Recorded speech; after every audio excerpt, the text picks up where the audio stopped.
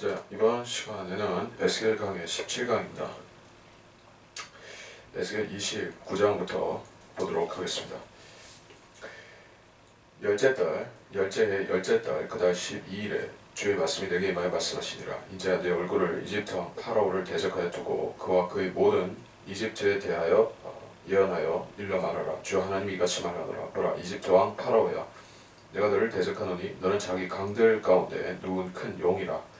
말하기를 내 강은 내 자신의 것이요 내가 그것을 나를 위해 만들었다 하는도다. 그러나 내가 갈고리로 내 아가리를 꿰고 내 강들의 물고기로 내 비늘에 붙게 하며 내 강들에서 너를 끌어올리니 내 강의 모든 물고기가 내 비늘에 붙으리라. 또 내가 너를 광야에 던져 버려두리니 내가 너와 내 강들의 모든 물고기라. 너는 들판에 떨어지리니 내가 거두지거나 모아지지 아니하리라. 내가 너를 들의 짐승들과 하늘의 새들에게 먹이로 주었도다. 이집트의 모든 거민이 내가 주인 줄 알리라. 이는 그들이 이스라엘 집의 갈대 지팡이가 되었음이라. 그들이 내 손을 잡을 때 너는 부러졌으며 그들의 모든 어깨를 찢었고 그들이 내게 기대니 내가 부러져서 그들이 허리가 어찌할 바를 모르게 하였도다. 역사적으로 물론 이집트의 왕을 가리키지만 연적으로는 붉은 용 사탄을 가리키고 있죠. 그 파라오와 사탄의 유사성. 자, 어디의 통치자입니까? 이집트의 통치자가 파라오죠. 이집트는 성경에서 세상의 유형입니다. 그리고 사탄은 이 세상의 왕이에요. 세상 왕.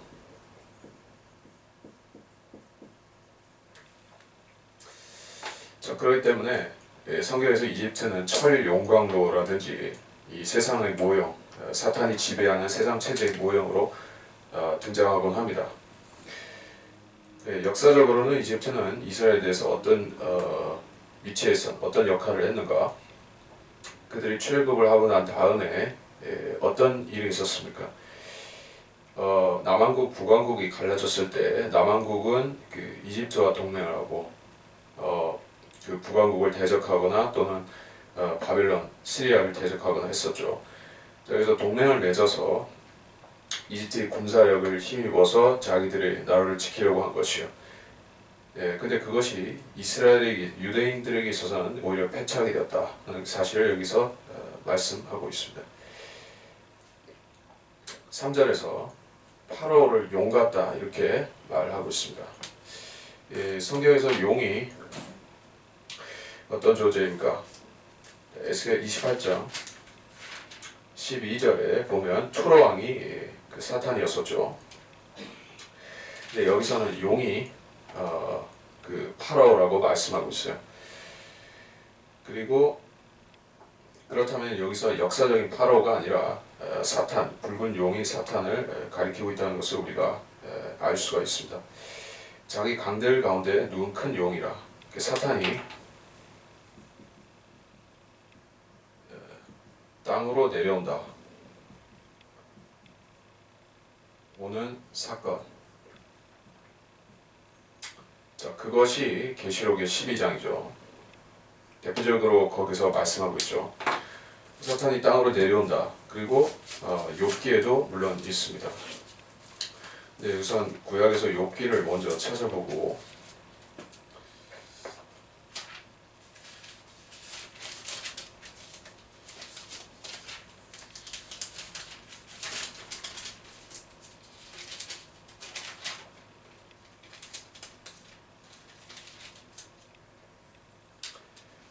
자, 비히못이라는 존재가 욥기 40장에 등장을 하고 그리고 이어서 41장에서는 또 리비아단이 등장하고 있습니다. 두 짐승은 좀 달라요. 하지만 본질적으로는 사탄과 적그리스도를 가리키고 있는 것이 욥기 40장에 등장하는 그 비히못이라는 것입니다. 뭐 그 40장을 다 볼 수는 없겠지만 자, 욥기 40장 15절에 보면 이제 내가 너와 함께 만든 비히못을 보라. 그가 소처럼 풀을 먹는도다. 이제 보라, 그의 강함은 그의 허리에 있고 그의 힘은 그의 배의 중심에 있도다. 그는 그의 꼬리를 백양목같이 움직이고 돌들로 된 그의 힘줄은 함께 얽혀있도다.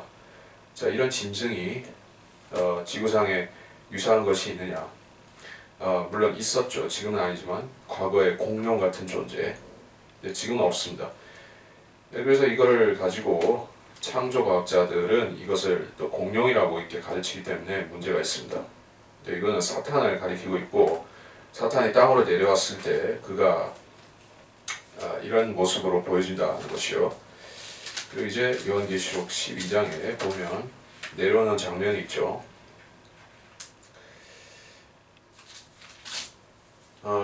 계시록 12장 7절로 9절. 또 하늘에 전쟁이 있으니 미카엘과 그의 천사들이 용을 대항하여 싸우고 용과 그의 천사들도 싸우나 그들이 이기지 못하여 하늘에서 더 이상 있을 것을 찾지 못하더라. 그래야 그 큰 용이 쫓겨나니 그는 마귀라고도 하고 사탄이라고도 하는 옛 뱀 곧 세상을 미워하던 자라. 그가 땅으로 쫓겨나고 그의 천사들도 그와 함께 쫓겨나더라. 자, 이 사건이 바로 사탄이 사람들에게 나타나는 사건일 것이요. 그것이 7년 환란의 가운데 있을 것이고, 여기 본문에서는 강에 누운 용과 같이 또는 악어, 용같이 이렇게 묘사가 되고 있어요. 4절, 내가 갈고리를 내 아가리를 깨고 강의 물고기로 기늘을 붓게 하고 강에서 끌어올린다. 하나님께서 이게 이 용을 심판하시겠다. 그런 장면을 말씀을 하고 있어요. 이 용이 실제적으로 몸을 갖고 있습니다. 그리고 그 몸은 사람들이 볼 수 있고 만질 수 있는 그런 몸을 갖고 있다는 것이요. 물론 셋째 하늘에 있을 때는 그는 거룩한 그룹이었었지만 지금 내려왔을 적에는 그 몸은 용으로 바뀌었죠. 이와 관련해서 우리가 시편 74편 14절을 좀 보겠습니다. 시편 74편 14절.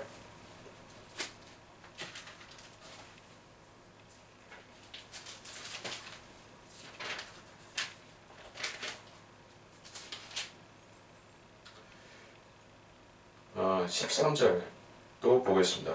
욥기 74편 13절 14절. 주께서는 주의 능력으로 바다를 가르셨으며 물들 가운데 있는 용들의 머리들을 부수셨나이다. 주께서는 리비아단의 머리들을 산산조각 내셔서 그 광야에 거하는 백성들에게 싱글러 주셨나이다.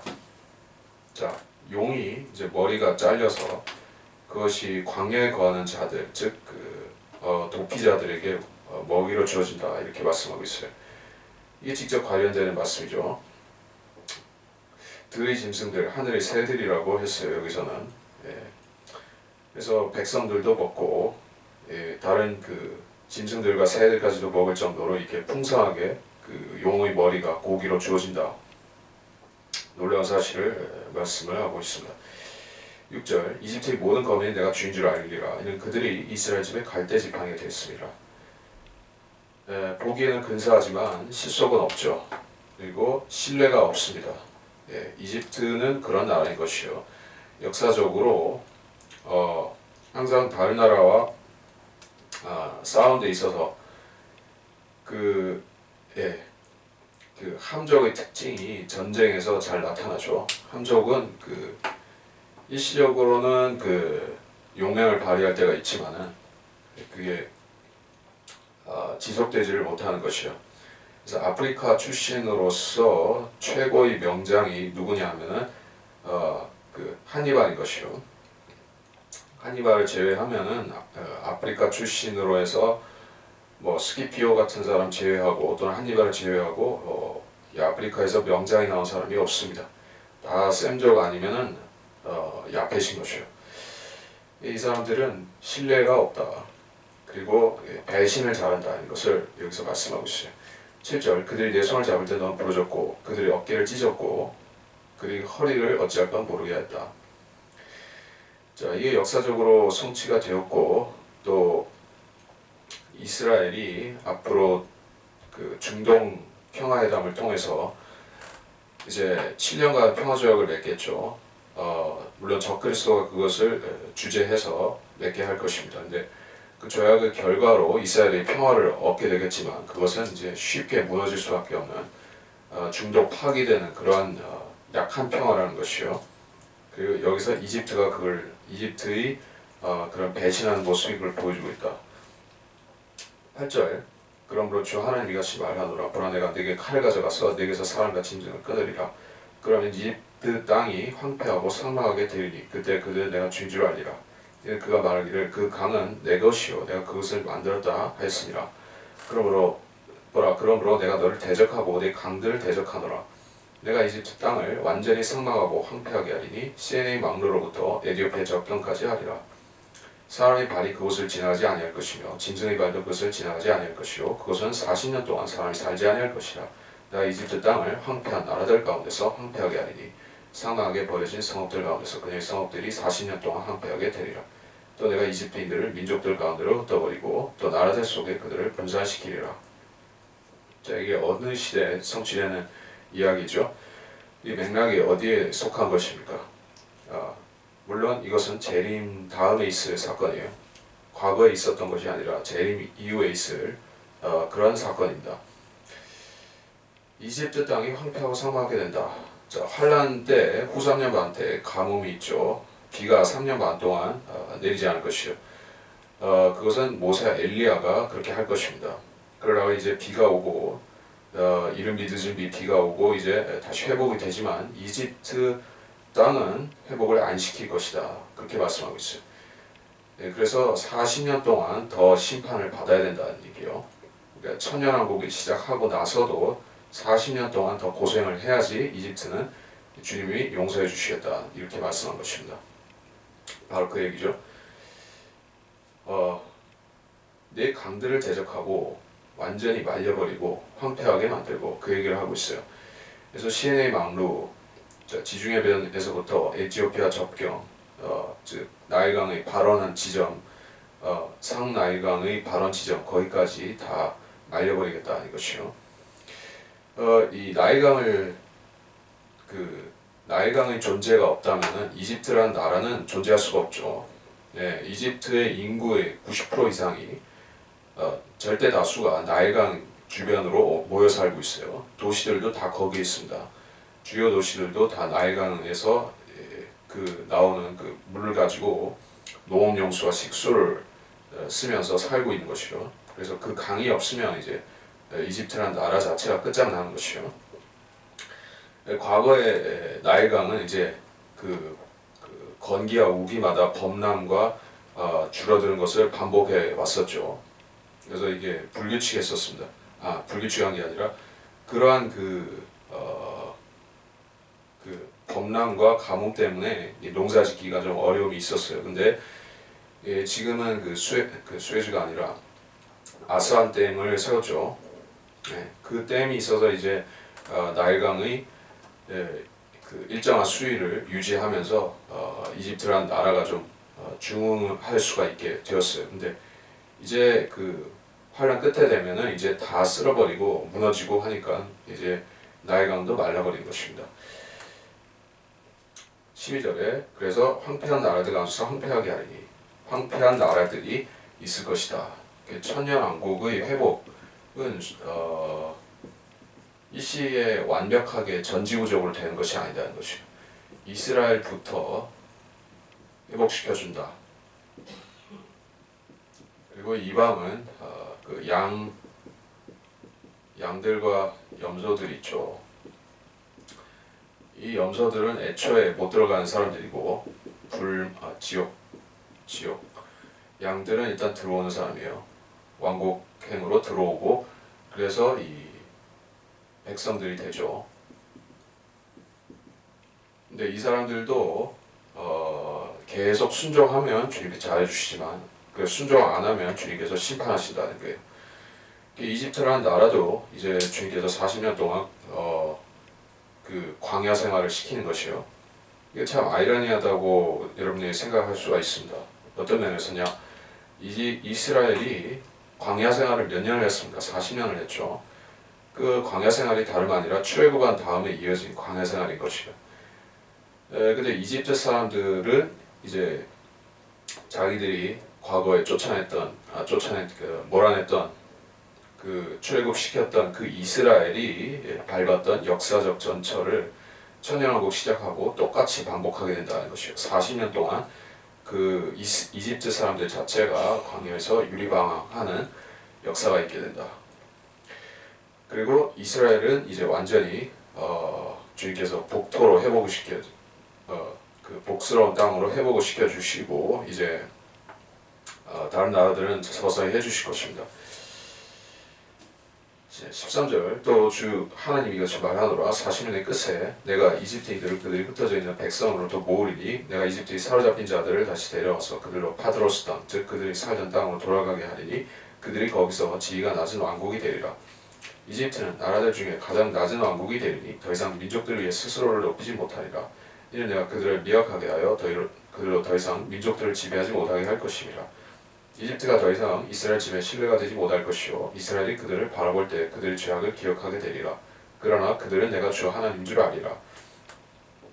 자, 이집트 세상 자체의 모형이라고 했었죠.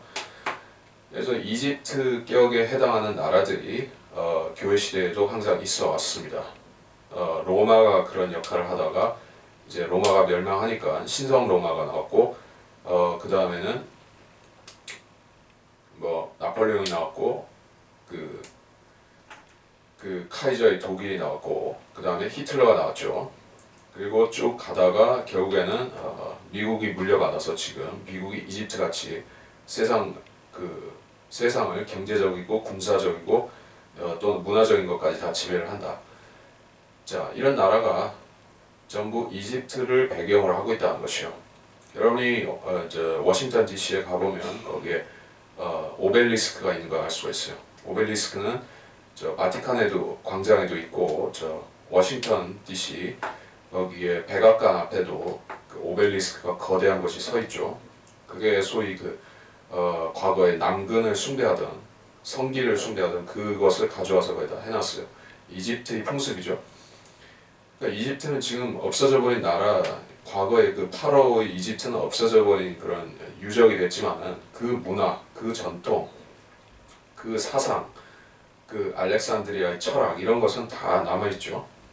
그래서 이집트가 지금도 세상을 영적으로 지배한다 이렇게 말할 수가 있는 것입니다. 그래서 이집트라는 존재가 환란 때에도 또 어디서 언급이 되냐 하면은 계시록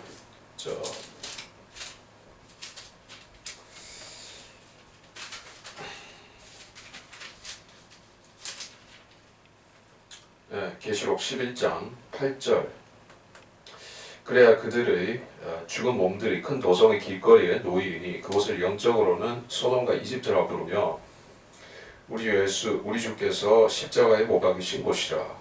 영적으로 소돔과 이집트가 된다. 두 가지 다 되는 이유가 있죠. 소돔이라고 하면 당연히 우리가 알다시피 소도마이트 남자 여자 동성애자들이 들끓게 되는 그곳이 바로 이게 소돔이다. 소돔 자체는 불벼락을 맞아서 지금 땅속으로 내려갔지만 앞으로 소돔과 같은 도성이 될 그 예루살렘을 여기서 영적으로 소돔이다. 또 이집트다 이렇게 얘기하고 있어요. 이집트는 세계 정치적인 중심이 되는 도성이죠.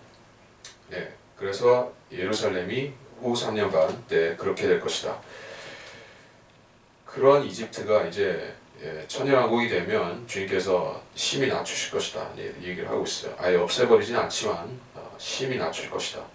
완전히 없어지는 도성은 바벨론, 큰 바벨론이죠.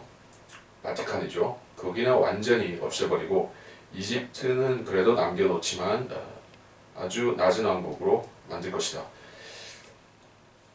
17절 27째 열 첫째 달 그달 첫째 날에 주의 말씀이 내게 말씀하시니라.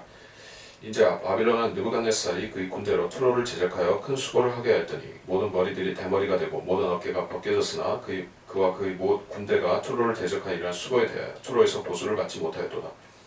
그러므로 주 하나님이 같이 말하노라. 보라 내가 이집트 땅을 바벨론 느부갓네살에게 주리니 그가 그 무리를 잡아가며 약탈물과 전리품을 가져가리라. 그리하면 그것이 그의 군대에게 보수가 되리라. 그가 그것을 대적하여 행한 그의 수고에 대해 내가 이집트 땅을 그에게 주었나니 이는 그들이 나를 위해 일하였음이라. 주 하나님이 말하노라. 투로를 포위했지만 결국 함락을 시켰죠. 예.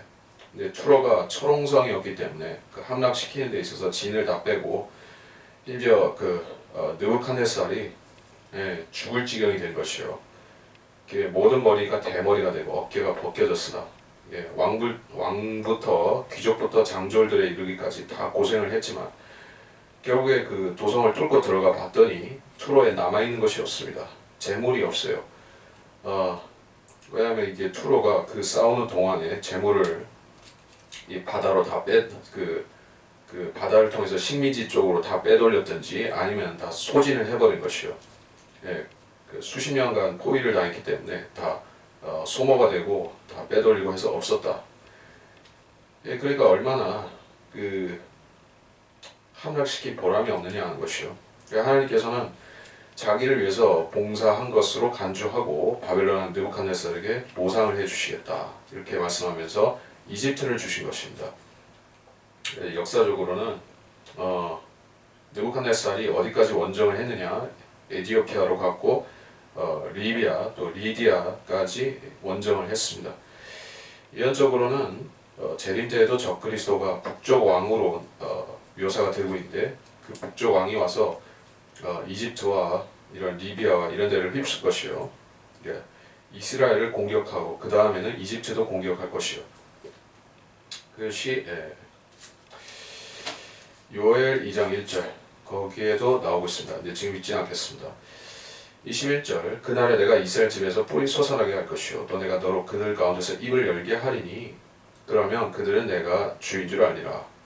그래서 뿔이라고 하는 것은 권세자, 왕이나 선지자나 이런 권세를 말하는 것이요. 내가 너로 그들 가운데서 입을 열게 할 것이다. 예레미야와 같은 한 선지자를 세울 것이다 하는 얘기를 하고 있어요. 그러니까 대환란 때 구약의 선지자들이 실제로 나타납니다. 두 증인, 즉 모세와 엘리야가 나타나는 것은 기본이죠.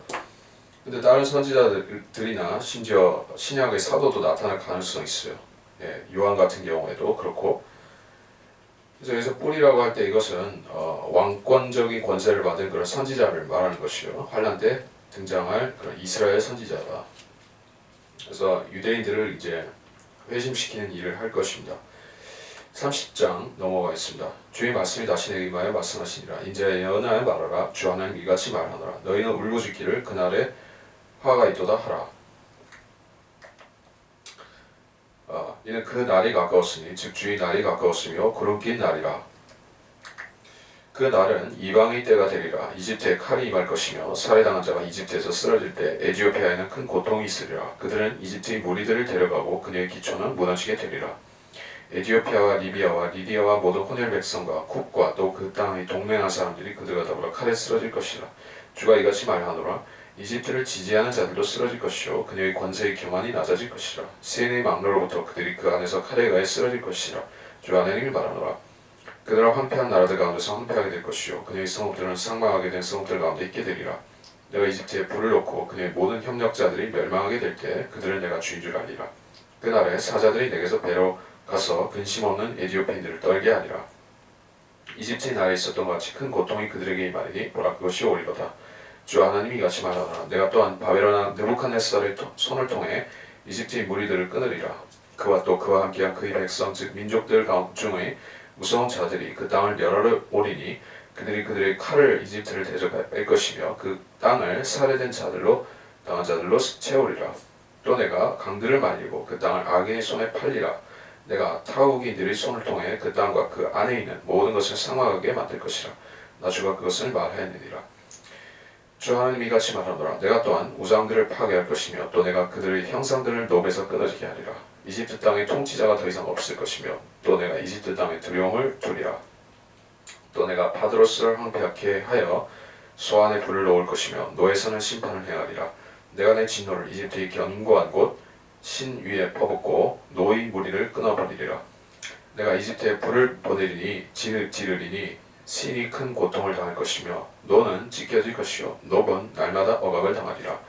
아웬과 피베셋의 청년들은 칼에 쓰러질 것이요 이 성읍들은 사로잡혀 갈 것이라. 내가 거기서 이집트의 멍에를 꺾을 때 느헤스에게는 또한 날이 어두워질 것이요 그녀의 힘의 허세가 그녀 안에서 그치리라. 그녀에 대해서는 구름이 그녀를 덮을 것이며 그녀의 딸들이 사로잡혀 가리라. 내가 이같이 이집트에 심판을 행하리니 그러면 그들은 내가 주인 줄 알리라.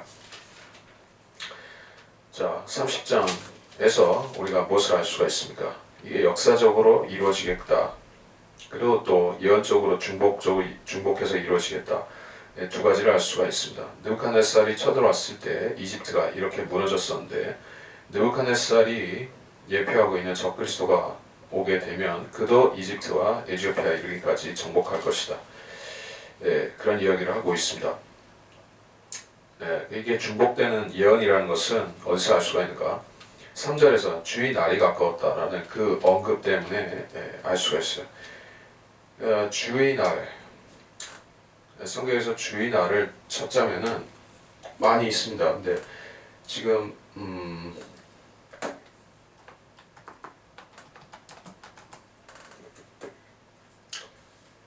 주의 날 많이 있어서 이사야서 2장 12절에 처음 말씀하고 있는데 이는 만군의 주의 날이 교만하고 거만한 모든 자들 위에와 자고한 자들 위에 임하여 그들을 낮추실 것이라. 이사야 13장 6절 너희는 울부짖을지니 이는 주의 날이 가까웠습니다. 그것이 전능하신 분께로부터 멸망으로 오리라. 이사야서 이렇게 시작을 했습니다. 그리고 에스겔서에 다시 주의 날을 말씀하고 있으면서 그리고 나서 이제 다시 요엘서로 가면 거기서 또 주의 날, 아모스에도 주의 날, 스파니아에도 있고 스가랴에도 있습니다.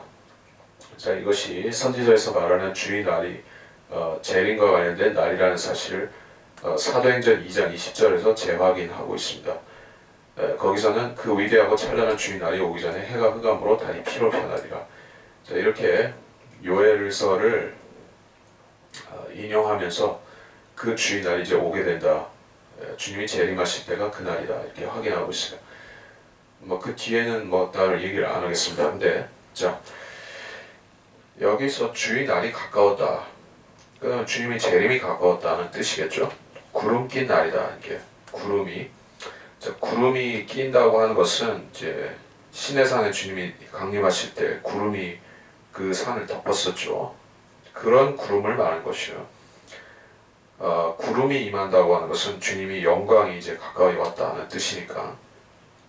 그러면서 동시에 이방의 때가 된다 이런 말씀을. 이방의 때.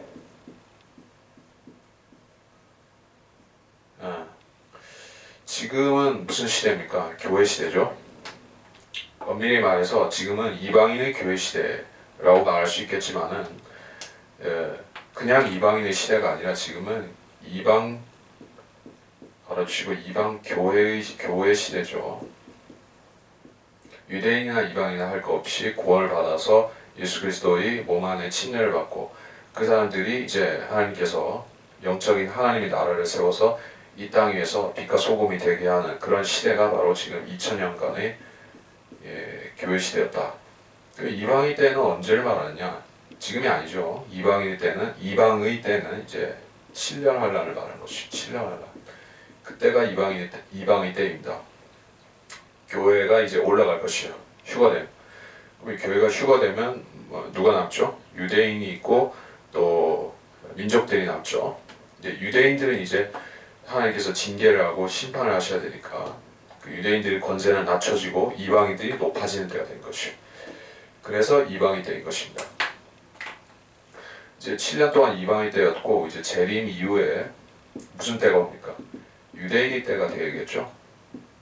논리적으로 유대인이 다시 높여지니까. 근데 성경에 유대인의 때라고 하진 않았습니다만 유대인이 최고로 머리가 되는 때, 머리가 된다. 민족들이 머리가 된다. 그렇게 시대가 바뀌는 것이요. 자, 어디까지 했습니까? 주의 날을 얘기를 했었고 4절에 이집트에 칼이 말 것이고 살해당한 자가 쓰러진다. 에티오피아에 고통이 있다. 적그리스도가 와서 그 중동 일대를 싹 쓸고 지나가면서 이집트라고 하는 제일 부유하고 제일 먹을 것이 많은 땅을 이제 메뚜기 떼처럼 다 쓸어버리고 지나가는 것을 여기에 말씀하고 있어요. 그래서 여기에 언급된 나라들 에디오피아, 리디아 이거는 고대의 지명이지만 사실 이제 북아프리카의 지명이죠. 그러니까 여기 속한 백성들, 이 혼혈 백성들이라고 했는데 이게 함족과 또 셈이 섞인 사람들, 이 사람들은 지금 무슨 종교를 믿고 있는지 여러분이 아실 것입니다. 이들은 99% 이상 이슬람을 믿는 사람들이죠. 북아프리카는 거의 다 그렇죠. 그 사람들을 이제 적그리스도를 통해서 끝장내시는 모습을 이렇게 보여주고 있어요. 그러니까 적그리스도는 할 일이 많습니다. 유대인을 박해할 뿐 아니라 모슬렘도 이제 끝장을 내고 로마 카톨릭까지 끝장을 볼 것이에요.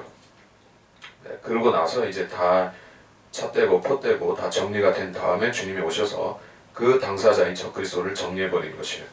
이게 순차적인 심판이다. 그래서 적그리스도가 모슬렘들을 때려잡고 있는 모습이 여기에 나오고 있어요. 6절 이집트를 지지하는 자들은 쓰러진다. 자, 아랍 연맹 이런 자들 사우디 사우디, 리비아, 아랍에미레이트, 이라크, 기타 등등 이런 나라들이 전부 다 같이 끝장날 것이다. 아까 했던 얘기 중복이기도 하니까 넘어가면서 7절 그들은 황폐한 나라 가운데서 황폐하게 된다. 성읍들이 황폐하게 된다. 8절에 이집트에 불을 놓고 그의 협력자들이 멸망하게 될 것이다. 9절 에디오피아인들을 떨게 하리라. 자, 에디오피아는 이집트의 남쪽에 있죠. 이집트가 이제 심판을 받았다면 적그리스도가 에디오피아에 도달하는 것은 순식간이죠. 11절 그와 함께한 그의 백성 민족들 중의 무서운 자들이 그 땅을 멸하러 온다. 이렇게 말씀하고 있어요. 이건 역사적으로 바빌론을 가리키죠. 민족들 가운데서 무서운 자들이다. 그들이 그 아브라함 때 아므라펠이라고 하는 그 하무라비 왕이 그 민족들의 왕 티달 아므라펠 이런 자들이 왕들이 쳐들어왔었죠. 그 자들도 무서운 자들이었어요. 이 상당히 무력이 셉니다. 지금은 이라크가 콩가루 집안이 돼가지고 별 볼일 없어 보이죠? 여러분 볼 때. 근데 원래 그 지역이 군사력이 장난이 아닌 동네였던 것이에요. 시리아부터 시작해서 이제 이라크, 터키 내륙지방, 그리고 저기 페르시아, 그리고 거기서부터 시작해서 저기 카카스 지역과 중앙아시아 이르기까지 거기가 이게 아주 흉폭한 민족들, 유목 민족들이 그런 본토였던 것이요. 그래서 거기 백성들은 싸움을 잘한 것이요. 네, 거기에서 조금 북쪽으로 올라가면은 스텝 지역, 그 러시아의 그 스텝 지역에 올라가면은 거기에 스키타인들, 스쿠디아인들이라고 했죠. 성경에서는 스키타인들이 살고 있는 지역이 또 있고 그 사람들도 이제 활 잘 쏘고 말 잘 타고 이렇게 싸움꾼들인 것이요. 그러니까 여기 무서운 자들이 오는데 이 그냥 사람으로서 단지 무서운 자들이냐 하면 그것이 아니라 이들은 초자연적인 능력을 갖고 있는 무서운 자들이 같이 옵니다.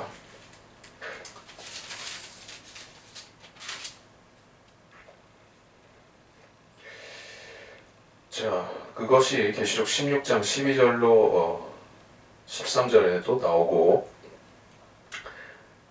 여섯째 천사가 자기 호리병을 큰 강 유프라테스에 쏟으니 강물이 말라버려서 동방의 왕들의 길이 예비되었도다. 동방의 왕들, 무시무시한 왕들입니다. 거인이고 13절 또 내가 보니 개구리 같은 더러운 새 영이 용의 입과 짐승의 입과 거짓 선지자의 입에서 나오는데 그들은 기적들을 행하는 마귀들의 영들이라.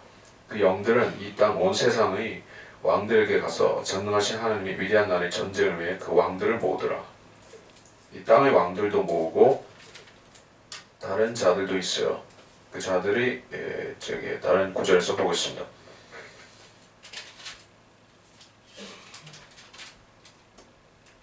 계시록 9장 14절 나팔을 가진 계시록 9장 14절 나팔을 가진 여섯째 천사에게 말하기를 큰 강 유프라테스 결박해 놓은 네 천사를 풀어주라 하니 그 네 천사가 풀려나더라. 그는 사람의 3분의 1을 죽이려고 그 연하들 씨를 위해 예배해둔 자들이라.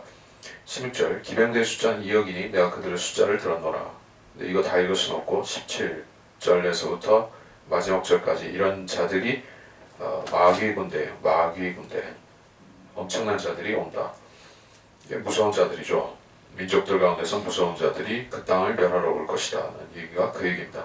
땅의 3분의 1을 황폐케 하고 죽일 자들이요. 12절 내가 강들을 말리고 그 땅을 악인의 손에 팔 것이다. 타국인의 손을 통해 그 땅의 모든 것을 삭막하게 만들 것이다. 아까 그 군대가 저지르는 일이 그렇다는 얘기예요. 13절 내가 우상을 파괴하고 형상들을 끊어지게 하고 이집트 땅에 통치자가 없을 것이고 이집트에 가보면 그 유적들도 많고 박물관들 그 피라미드를 비롯해서 그 화려한 그런 그 고대 왕국들의 유적들과 발굴품들이 있죠. 물론 그 중에 많은 것들은 뭐 영국과 프랑스 같은 데로 옮겨졌지만 그래도 지금 엄청나게 있습니다. 이집트에. 이집트라는 나라는 그래서 뭐 석유도 나기는 나지만은 그거보다는 이제 엄청난 이 문화 관광 유산을 가지고 고대 유물을 가지고 먹고 사는 관광으로 먹고 사는 나라라고 할 수가 있죠. 이집트가. 이게 얼마나 이게 가치가 있는 것이요 그 사람들한테는. 근데 그걸 하나님께서 다 끝장내신다는 것이요. 저희 스핑크스도 박살나고 그 피라미드들도 다 작살나고 그리고 이게 기타 신전들과 뭐 이런 거 다 끝내버린다는 것이요. 그리고 뒤에는 뭐 딸이 해석할 것은 없겠고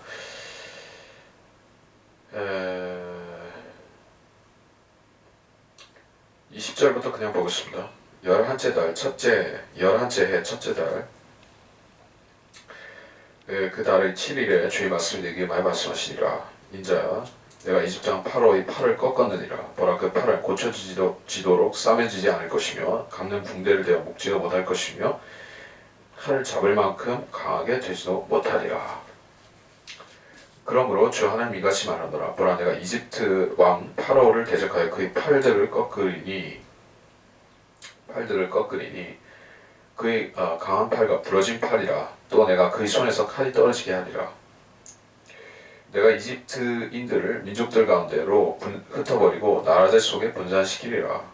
자, 여기서 20절에서부터 말씀하는 이 이집트 왕 파라오가 팔이 부러진다, 팔이 다친다 이 얘기를 하고 있어요. 근데 뭐 오른팔이다, 왼팔이다 그런 것에 대해서 따로 언급은 안 했지만 오른팔을 다친다고 봐야 될 것이 왜냐면 적그리스도가 부상을 당하고 거의 죽게 되는 일이 있을 것이기 때문에 그렇죠. 우상목자라는 찾아보시면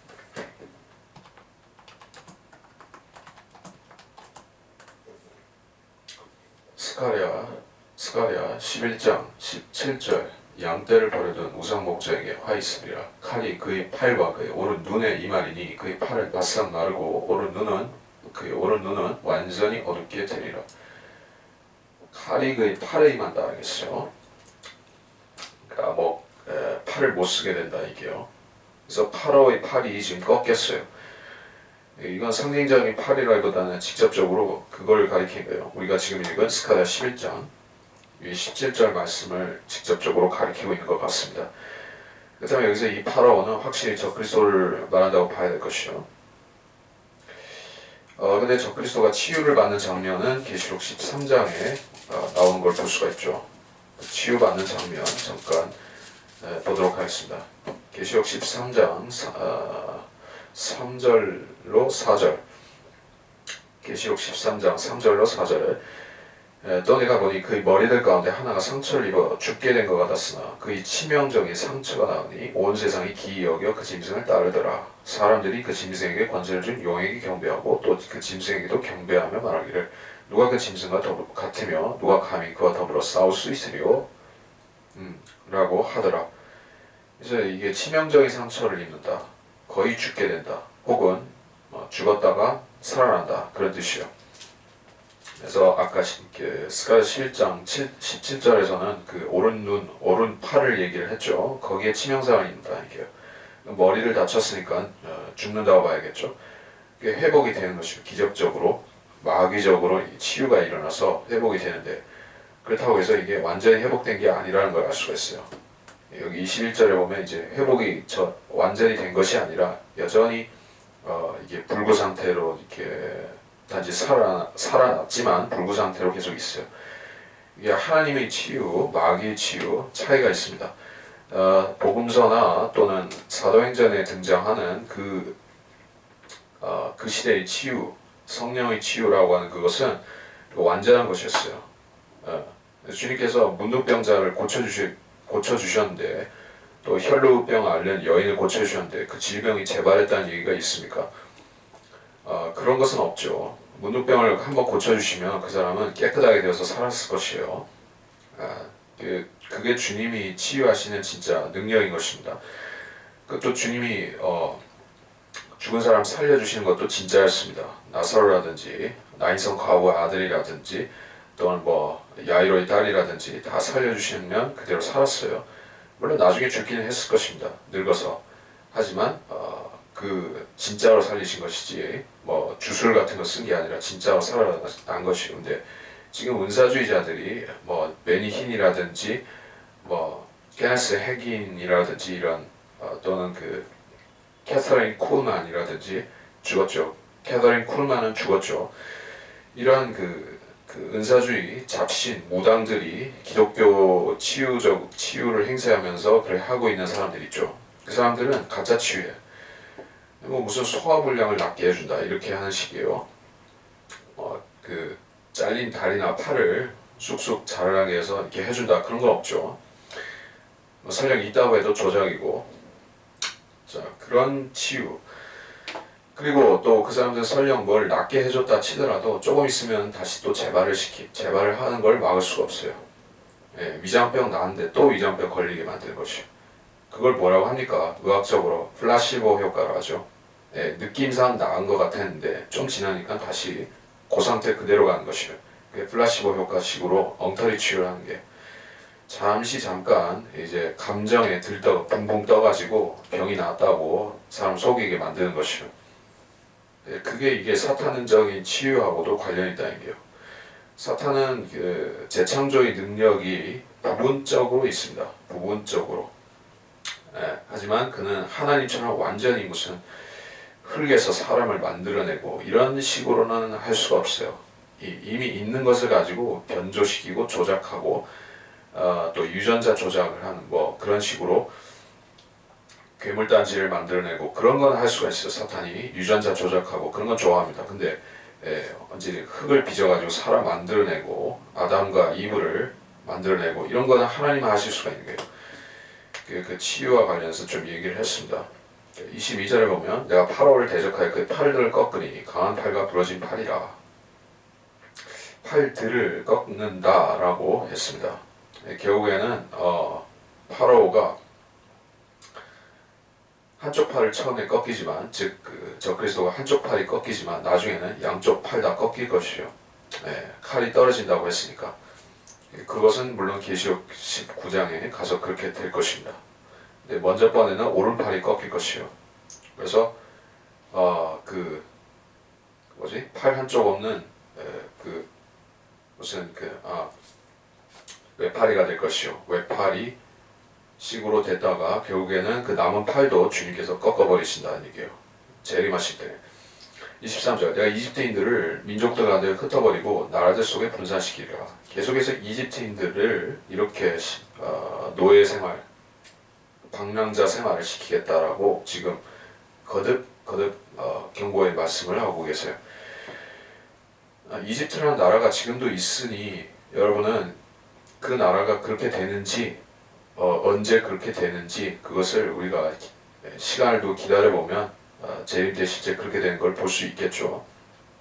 자, 이스라엘이 1948년도 5월에 나라가 세워진 것은 역사적인 사건이 되었습니다. 누구나 그것을 부정할 수가 없게 되었어요. 그 전에는 이스라엘이 다시 세워진다는 것을 꿈이다라고 말하는 사람들이 있었을지라도 지금은 역사가 됐으니까 누가 부정을 하겠습니까? 이집트가 지금 잘 나가는 중동의 잘 나가는 나라 중에 하나이고 모슬렘들이 권세를 장악하고 있고 그런 나라를 할지라도 군사력도 세고 그런 나라를 할지라도 주님께서 재림 때 그 나라를 완전히 콩가루로 만들어 버리신다라고 지금 심판을 정해 놓으셨으면은 그대로 될 수밖에 없는 것이요. 과연 그렇게 될까 안 될까 우리 의심할 필요가 없다. 24절 내가 바벨론 왕의 팔을 힘있게 하고 내 칼을 그의 손에 주리라. 그러나 내가 파로의 팔은 꺾으리니 그가 치명상을 입은 사람의 신음소리로 바벨론 앞에서 신음하리라.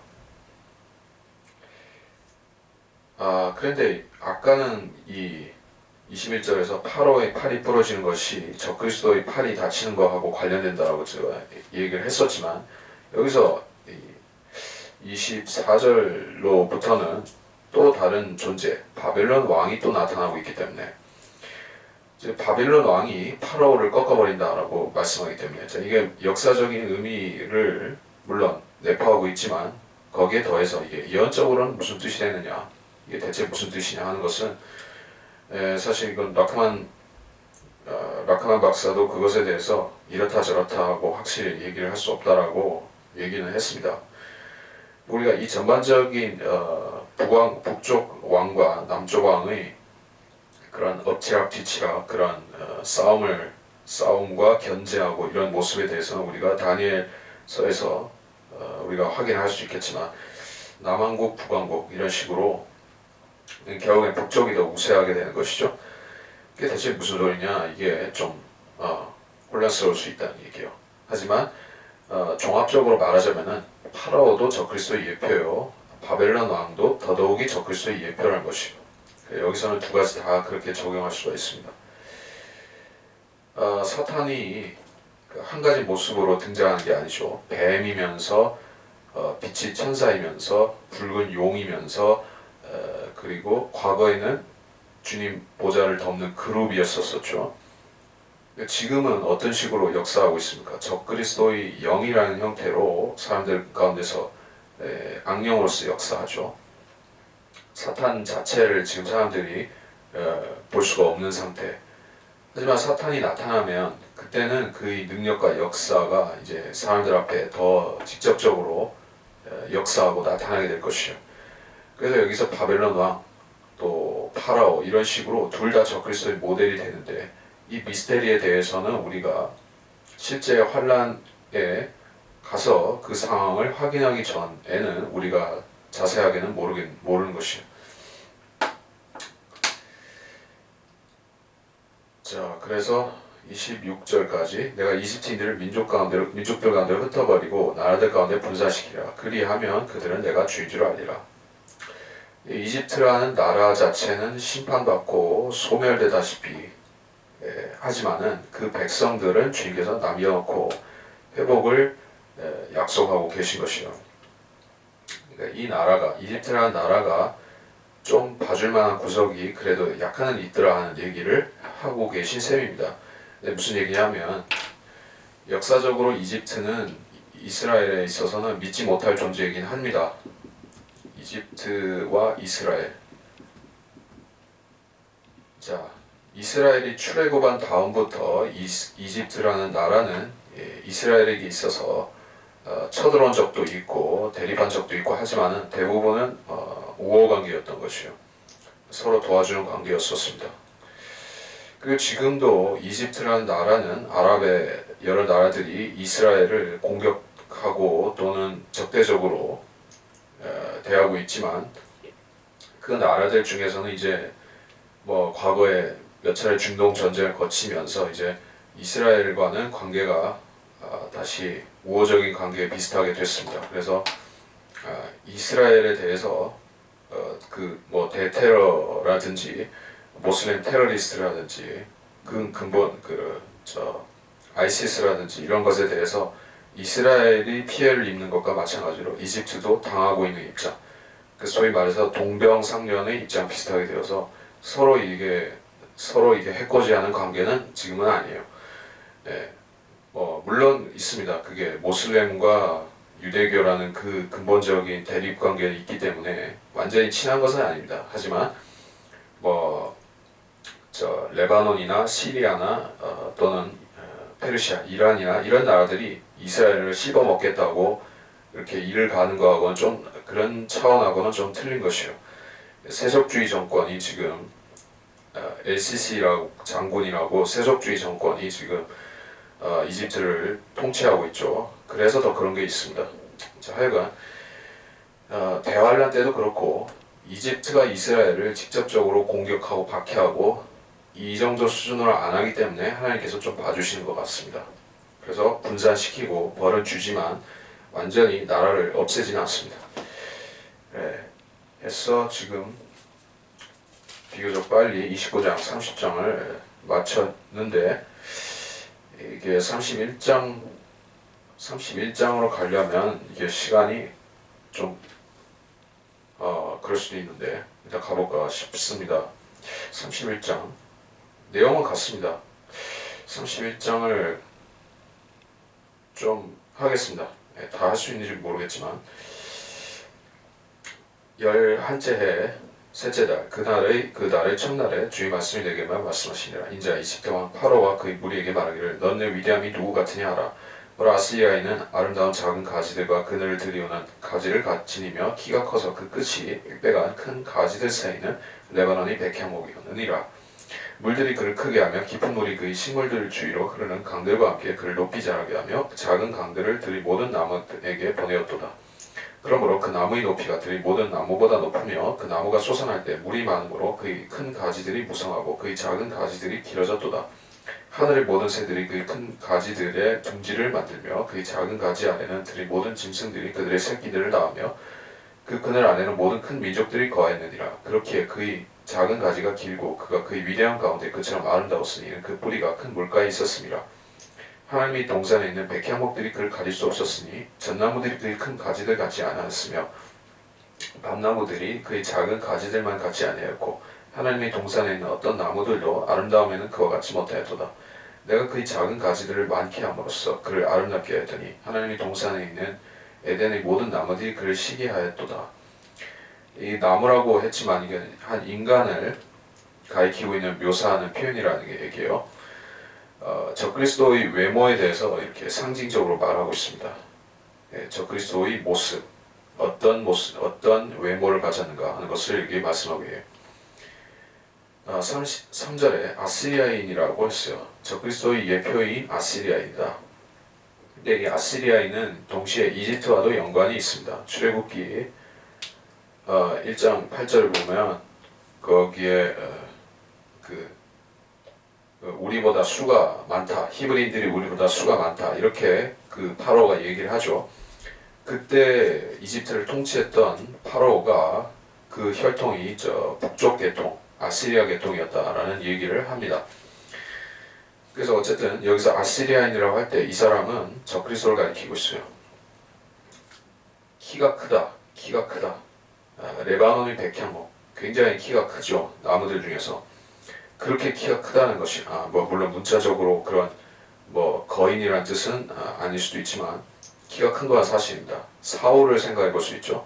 사울 얼마나 키가 컸습니까? 그 일반 다른 유대인들보다도 어깨만큼 더 컸다. 더 컸다 이렇게 얘기를 하죠. 4절 물들이 그를 크게 하고 깊은 물이 그를 높이 자라게 하고. 자, 그래서 그 나무의 높이가 들의 모든 나무보다 높다. 계속해서 크다, 장대하다 이런 뜻을 계속 나타나고 있어요. 역사적으로 보면 최초의 바벨론의 왕국을 세웠던 고대 바빌론 왕국을 세웠던 니므롯이 있죠. 사냥꾼 니므롯, 그 자도 거인이었다 이런 얘기가 있어요. 그리고 그 당시에부터 시작해서 쭉 바알 신이라든지 마르둑이라든지 이런 페르시아의 신들은 다 키가 큽니다. 거인들이에요. 그게 결국에는 자이언트를 숭배하던 거인을 숭배하던 거기서 나온 것이에요. 적그리스도도 초자연적인 혈통을 가진 것은 맞습니다. 소위 히브리어로는 네필림이라고 하고 우리는 그걸 거인이라고 부르죠. 하나님의 있는 8절에 하나님의 동산에 있는 어떤 나무들도 그 아름다움에는 미치지 못했다. 이게 상징적인 표현인데 하나님의 동산에 있는 나무들에 대한 얘기는 재판관기 9장 거기에 이 비유적으로 또 나오고 있어요. 하나님의 동산에 있는 여러 나무들이 있었어요. 선악과도 있고 생명나무도 있고 뭐 사과나무도 있고 감나무도 있고 배나무도 있고 다 있었는데 거기에도 백향목이 있었고 백향목이 키로 따지면 제일 큰 나무죠. 근데 그 온갖 나무들 가운데서도 이만큼 적그리스도라는 나무만큼 큰 나무가 없어요. 왜냐하면 이 적그리스도 나무는 즉 적그리스도는 견종이기 때문에 적그리스도 불법의 신비죠. 이 자가 어떤 식으로 태어날지는 모르지만은 어떤 식으로 등장할지는 모르지만 그는 평범한 인간의 혈통을 가진 것은 아닌 게 분명해요. 왜냐하면 그 자가 이 적그리스도를 예표하는 과거의 거인들도 하늘에 내려온 그 타락한 천사들과 여인들이 인간의 딸들이 낳았던 그런 초자연적인 존재들이 있었던 것과 마찬가지로 지금 적그리스도도 불법의 신비로 데살로니가 후서에서 말씀을 하고 있고, 그래서 그 자는 보통 사람의 혈통이 아니다. 그러니까 그 정상적으로 하나님께서 창조하신 사람들보다 클 수밖에 없죠. 여기 나무들이라고 했지만 그 사람을 가리키는 표현이니까 9절 내가 그의 작은 가지들을 많게 함으로 그를 아름답게 하였다. 작은 가지들은 뭘 말하겠습니까? 자손을 번성하는 것, 자식이 많다, 뭐 그런 것을 여기 작은 가지들이라 이렇게 표현하는 것이요. 적그리스도는 그 양성애자, 동성애와 이성애 같이 하는 그 양성애자일 뿐더러 이거 다니엘서를 근거로 말하는 것이요. 그리고 그의 첩첩들이 많고 일부 다처주의자고 자식들도 많죠. 그 누구를 생각하면 됩니까? 그 모슬렘의 술탄 이런 식으로 그 할렘을 꾸며놓고 그러는 술탄 있죠. 그리고 솔로몬 왕이 수많은 후궁들을 거느리고 이런 식으로 또는 뭐 의자왕과 삼천궁녀 이런 식으로 적그리스도도 하는 것이에요. 이게 굉장히 위세가 등등한 걸 얘기하고 있습니다. 그래서 세상의 모든 정복 군주들이 부러워할 정도라는 얘기예요. 나폴레옹이나 뭐 히틀러나 이런 사람들은 잽도 못한다. 적그리스도의 그 막강한 권력과 부귀, 권세 이런 것에 대해서는 비교가 안 된다. 10절 그러므로 주 하나님이 같이 말하노라. 내가 스스로 키를 높이고 그가 그의 끝을 빽빽한 큰 가지들 사이에서 내밀었으며 그의 마음이 그의 키 안에서 높여졌기에 내가 그를 이방의 막강한 자의 손에 넘겨줬으니 그가 그를 반드시 다루리라. 내가 그를 그의 사악함으로 인하여 쫓아냈습니다. 타국인들 즉 민족들의 무서운 자들이 그를 베어서 버려두었느니라. 산들 위에서와 모든 골짜기에서 그의 작은 가지들은 떨어졌고 그의 큰 가지들은 그 땅의 모든 강들에 의해서 꺾여졌으며 땅의 모든 백성들은 그의 그늘로부터 떠났고 그를 버려두었느니라.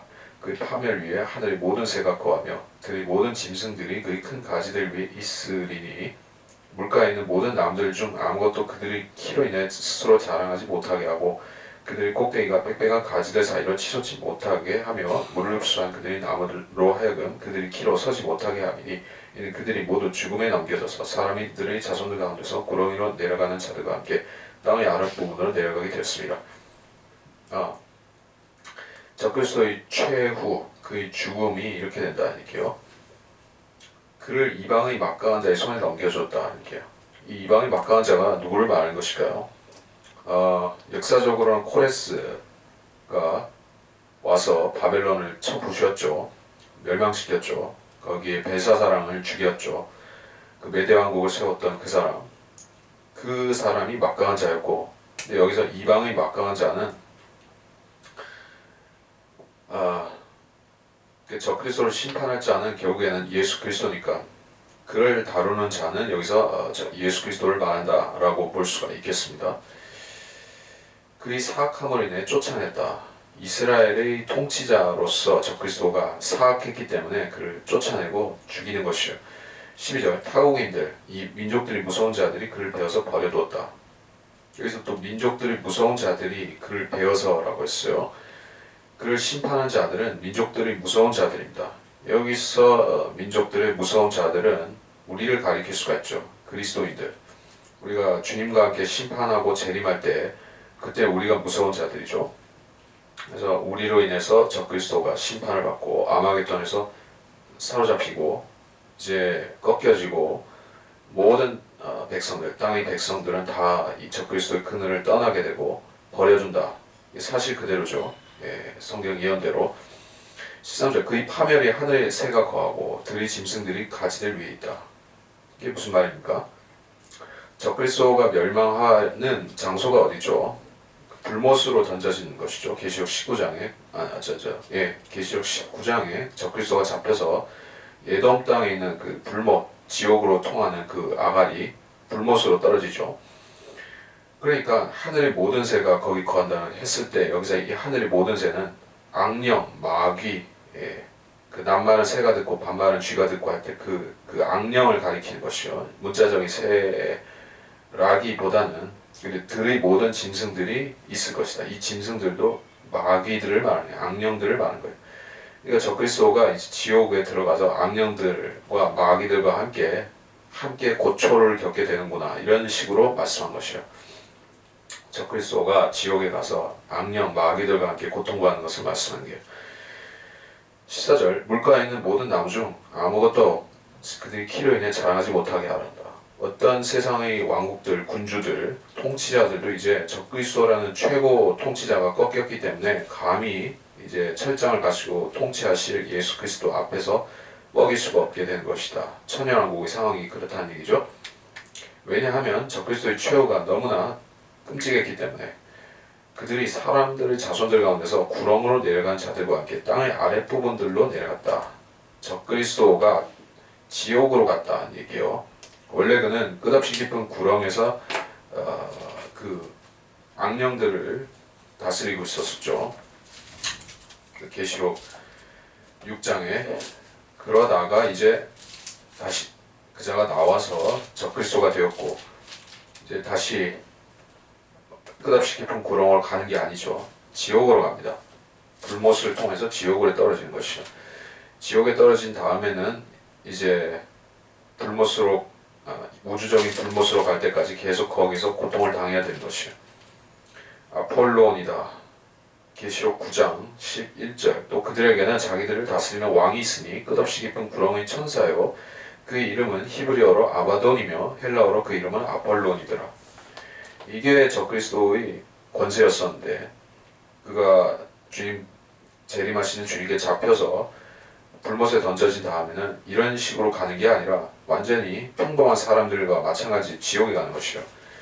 그 얘기를 하고 있습니다. 14절에서 15절 주 하나님 이같이 말하노라 그가 음부에 내려가던 날에 내가 애곡하게 하리니 내가 그를 위하여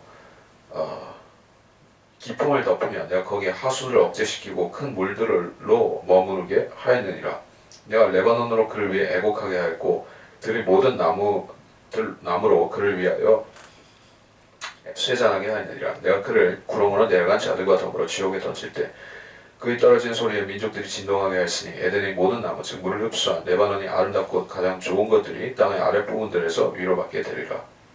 그들은 또한 그와 함께 지옥에 내려가 칼로 살해된 자들에게 갔으며 그들은 그의 팔이었고 이방 가운데서 그의 그늘 아래 거하던 자들이냐. 자, 에덴의 나무들 아까는 제가 얘기하다가 생략을 했다시피 하는데 이 에덴의 나무들은 거인들을 가리킵니다. 그러니까 적그리스도도 거인이고 네피림이고 그렇지만은 그를 섬기는 자들도 열 왕이 있는데 그 자들도 똑같은 자들이요. 하지만 적그리스도가 그들 가운데서 제일 뛰어나고 제일 탁월한 자인 것이요. 그래서 에덴의 나무들은 적그리스도를 도와주는 초자연적인 마귀 인간들인 것이요. 그래서 그들이 함께 망하는 것이다 이게요. 원래 그 자들이 가야 될 장소는 감옥이라고 따로 있습니다. 타타루스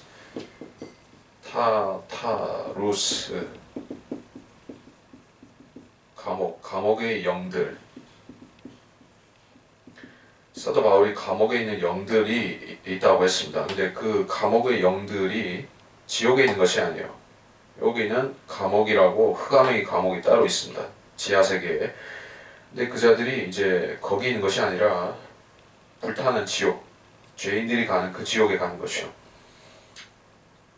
음부에 내려간 날에 내가 애곡하게 하리니 누가 애곡한다는 얘기죠. 그 마귀와 그의 무리들이 애곡하게 된다.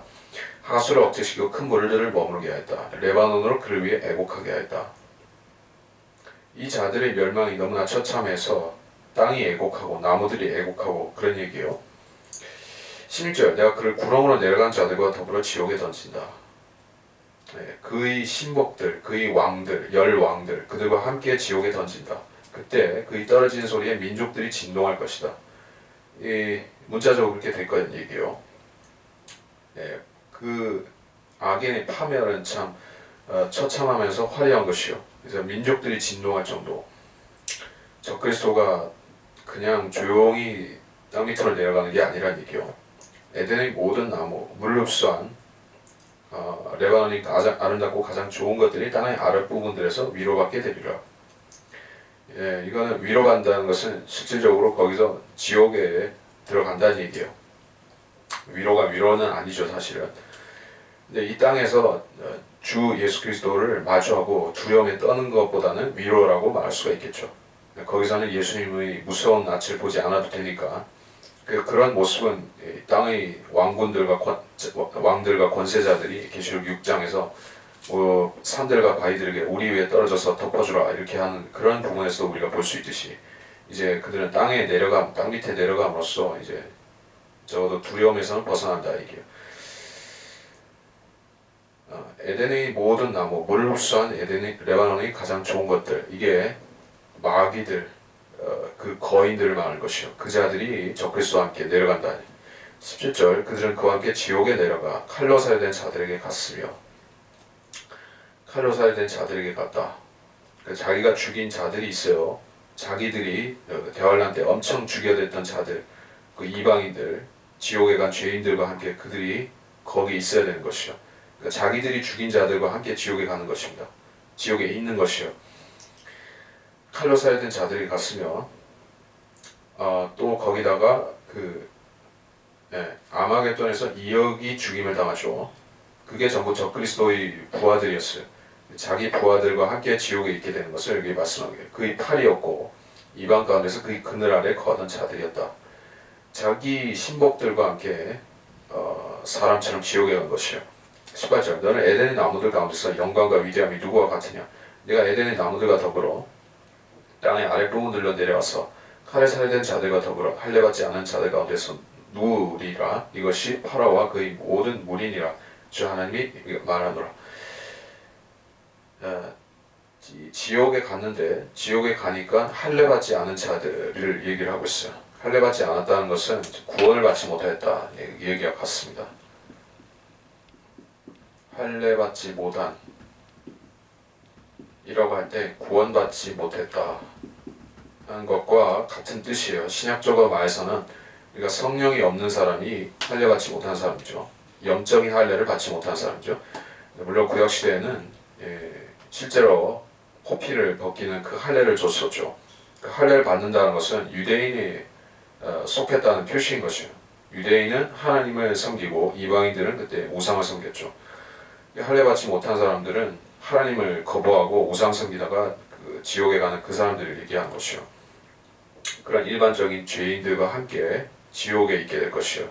거기서 꼼짝 못하고 거기서 유황불에서 고통을 받게 되는 것을 말하고 있습니다. 누가 그렇게 되는가? 적그리스도가 그렇게 된다는 얘기예요. 지금 다 설명을 했습니다. 그래서 29부터 31장까지 마쳤고 계속해서 다음 시간에도 파라오 얘기를 하고 있습니다. 계속 볼 것이요. 여기서 마치도록 하겠습니다.